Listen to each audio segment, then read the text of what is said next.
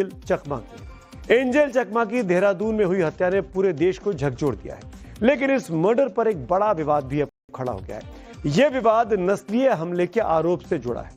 Angel चकमा का परिवार इसे नस्लीय हिंसा बता रहा है, वहीं पुलिस जो उत्तराखंड की है वो नस्लीय हमले से इनकार कर रही है साफ साफ।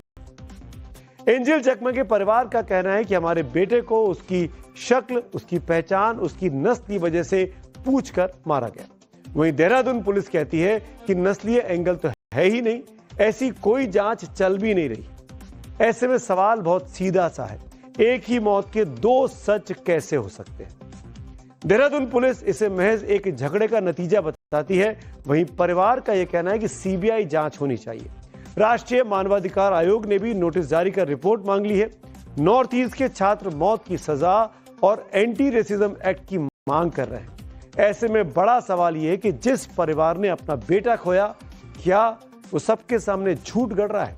2 दिन पहले मैंने एंजल चकमा के पिता, जो कि बीएसएफ में कार्यरत है, इसी प्रोग्राम चक्रव्यूह में एक एक्सक्लूसिव बातचीत की थी। एंजल के पिता तरुण चकमा ने साफ साफ कहा था कि ए मोमो, ए चीनी, ए चिंकी जैसे नस्लीय कमेंट के बाद विवाद बढ़ा। वही बात आज एंजल के मामा मोमेन चकमा, जो कि उनके अंकल है, दोहरा रहे हैं। सुनिए जरा वो क्या आरोप लगाते हैं। ये वहाँ का जो प्रशासन है वो जो बोल रहे हैं इंटरव्यू में ये रेसिज्म नहीं है, तो हम लोग काफ़ी देखे हैं, ये पहले बार नहीं है। नॉर्थ ईस्ट के स्टूडेंट्स और काफ़ी जो भी बाहर में काम करने के लिए जाते हैं उन लोगों के लिए ये पहले नहीं है। नॉर्थ ईस्ट के बाहर कभी भी जब भी जाता है, कहीं ना कहीं सब लोग इस तरह का रेसिज्म फेस कर रहा है। सुना आपने, एंजल के करीबी अंकल का साफ साफ कहना है कि यह नस्लवाद का मामला है, जबकि देहरादून के एसएसपी अजय सिंह ने प्रेस कॉन्फ्रेंस कर अपना क्लियर व्यू दिया था। उन्होंने कहा था कि पुलिस ने नस्लीय हमले के आरोपों को गंभीरता से लिया है, लेकिन चश्मदीदों के बयान, सीसीटीवी फुटेज और डिजिटल सबूतों में कहीं भी नस्लीय कमेंट की कोई पुष्टि नहीं हुई है। उत्तराखंड के मुख्यमंत्री पुष्कर सिंह धामी भी नस्लीय हमले के आरोपों को सिरे से खारिज कर रहे हैं। लेकिन पब्लिक के लिए यह क्लियर करना बहुत आवश्यक है कि उस शाम हुआ क्या था। ये पुलिस ही साफ कर सकती है, जांच में ही साफ होगा। क्या एंजल चकमा की हत्या नस्लीय नफरत का नतीजा थी, या फिर अब पुलिस इस मामले में लीपापोती कर रही है? ये कहानी पूरी खुली हुई है। वारदात के 22 दिन बाद छठा आरोपी आज भी फरार है। कहा जा रहा है कि वो नेपाल भाग गया।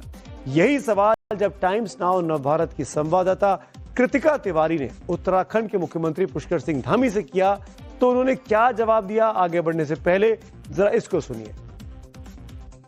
कल एसएसपी से बात हुई थी। एसएसपी का ये कहना है कि जहां तक एंजल चकमा का मामला है, उनकी मौत का, इसमें रेशियल डिस्क्रिमिनेशन नहीं आ रहा है। जबकि चकमा जी की फैमिली, तरुण जी, उनकी आपसे भी बात हुई है, उन्होंने टाइम्स नाउ में भी यही बार बार बोला है कि उनके अगेंस्ट रेशियल स्लर्स यूज हुए थे।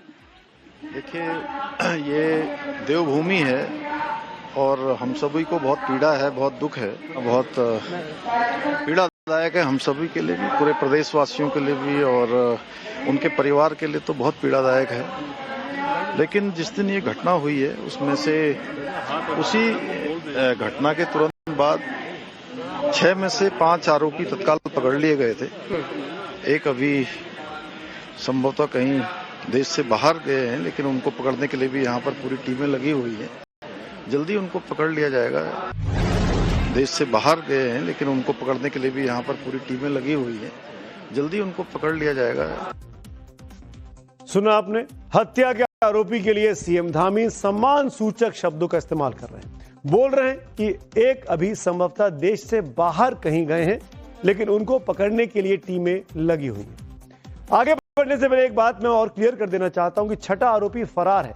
माना कि वो अभी दोषी करार नहीं दिया गया है, लेकिन जब नवभारत संवाददाता कृतिका तिवारी ने सीएम धामी से नस्लीय हमले पर भी सवाल किया, जवाब जानना चाहा और नॉर्थ ईस्ट के छात्रों के दावों का जिक्र किया, तो उनके सुरक्षा कर्मी ने सवाल पूछने से रोकने की कोशिश की। इतना ही नहीं, सीएम धामी के साथ मौजूद महिला सुरक्षा कर्मी ने हमारी सहयोगी कृतिका को कमर से पकड़कर पीछे खींच लिया।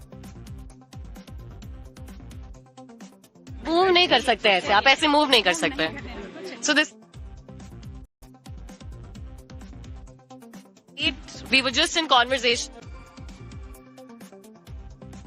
ऐसा पूछिए ना, किस तरह का आप मूव नहीं कर सकते ऐसे, आप ऐसे मूव नहीं कर सकते। So this जिस वक्त ये वाकया हुआ उस वक्त नवभारत का कैमरा सीएम धामी के ऊपर था। ऐसे में महिला सुरक्षा कर्मी का हमारी संवाददाता को पीछे खींचना तो कैमरे के लेंस में रिकॉर्ड नहीं हो पाया, लेकिन तस्वीरों में आप साफ साफ देख सकते हैं कि नवभारत की रिपोर्टर कृतिका तिवारी को कैसे पीछे खड़ी एक सुरक्षा कर्मी ने खींच लिया। लेकिन उससे पहले सीएम धामी ने नवभारत के कैमरे पर नस्लीय हमले को लेकर क्या कहा था, इसे भी ध्यान से देख लीजिए। बच्चों का कहना है पर ऐसे पहले भी हुआ है और पॉलिसीज की जरूरत है। देखिए, जहाँ सख्ती की जरूरत है हम सख्ती करेंगे, लेकिन आप अपना क्वेश्चन कम पूछिए, मेरे से ज्यादा पूछिए। मैं बता रहा हूँ आपको जी। आप बोल रही हैं कि आप नहीं सर, मैं तो सिर्फ सवाल ही पूछ रही नहीं, सवाल आप ऐसा पूछिए ना, इस तरह का। हूँ। आप मूव नहीं कर सकते ऐसे, आप ऐसे मूव नहीं कर सकते। नफरत के खिलाफ नवभारत की मुहिम जारी है। ऐसे में अगर खबर नफरत से जुड़ी होगी तो नवभारत जरूर सवाल पूछेगा, क्योंकि अगर देश में किसी को उसकी नस्ल, रंग, भाषा या पहचान की वजह से निशाना बनाया गया तो वो भारत के संविधान पर हमला है। हम संविधान के कुछ खास अंश आपको बता देते हैं। संविधान के अनुच्छेद 14 में साफ साफ लिखा है कि देश का हर नागरिक कानून के सामने बराबर है, हर नागरिक। अनुच्छेद 15 कहता है कि राज्य किसी भी नागरिक से धर्म, जाति, नस्ल, लिंग या जन्म स्थान के आधार पर भेदभाव नहीं करेगा। अनुच्छेद 17 में लिखा है कि किसी भी तरह का सामाजिक बहिष्कार, अपमान और भेदभाव असंवैधानिक है। और सबसे अहम अनुच्छेद 21 में साफ साफ कहा गया है कि हर नागरिक को गरिमा के साथ जीने का अधिकार है। नफरत चाहे जिस भी शक्ल में हो मंजूर नहीं है, लेकिन नफरत है कि रोज नया रूप लेकर सामने खड़ी हो जाती है।